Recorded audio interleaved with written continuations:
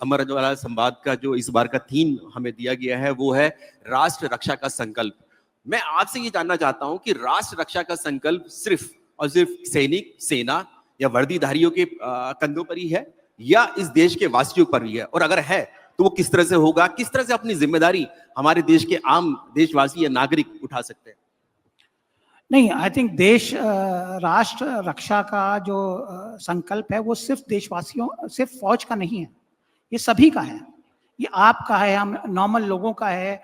क्योंकि अगर आप अपने बच्चे को फौज में भेजते हैं तो आपका ये संकल्प है, आपका ये कंट्रीब्यूशन है। रवि किशन जी ने बोला कि उनकी बिटिया जो है वो फौज ज्वाइन करना चाहती है। मैं बहुत ही खुश हुआ इस बात से, क्योंकि हमारे जो लोग वेल टू डू परिवार से हो जाते हैं या जो पॉलिटिकल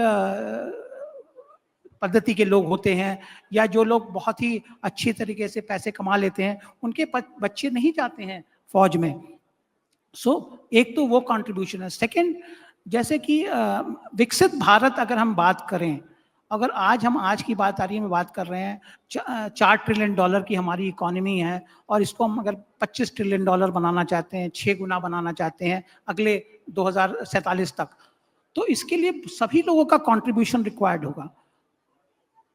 और अगर हम मेक इन इंडिया या आत्मनिर्भरता की बात करते हैं तो इसमें सब देशवासियों का कंट्रीब्यूशन, चाहे वो मध्य प्रदेश में हो, लैंडलॉक्ड हो, चाहे उत्तर प्रदेश में हो।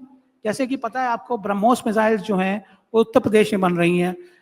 हैदराबाद जो कि लैंडलॉक्ड है, उसमें बहुत सारे मैरीटाइम सिस्टम्स बन रहे हैं। सर, मध्य प्रदेश में तो जबलपुर में ही ऑर्डिनेंस फैक्ट्री बोर्ड कितने सालों से है, दशकों से यहाँ पर है, वहीं से टैंक बनते हैं, वहीं पर हमारी मिलिट्री व्हीकल्स बनती हैं। बबीना में हमारा जो टैंक की ही पूरी रेजिमेंट वहां पर तैनात रहती है। मैं ये कहूंगा कि हर प्रदेश का कंट्रीब्यूशन है, हर इंडिविजुअल का कंट्रीब्यूशन है, क्योंकि अगर ये देश विकास करेगा तो विकास तभी होगा जबकि सुरक्षा रहेगी, और सुरक्षा रहेगी तो आप विकास कर सकते हैं, विकास करेंगे तो आप ग्रो करेंगे, नेक्स्ट जनरेशन बेटर होगी। और जैसे शिप्रा जी ने बोला, हमें पेड़ भी लगाने चाहिए, पानी का भी ध्यान देना चाहिए। तो मैं तो, क्योंकि समुद्र में मैंने 45 साल नौकरी की है, मैं ये कहूँगा कि पानी से जो इंसान की जो रिलेशनशिप है वो बहुत इंपॉर्टेंट है, इसलिए नौसेना में भी काफ़ी आप लोगों को ध्यान देना चाहिए।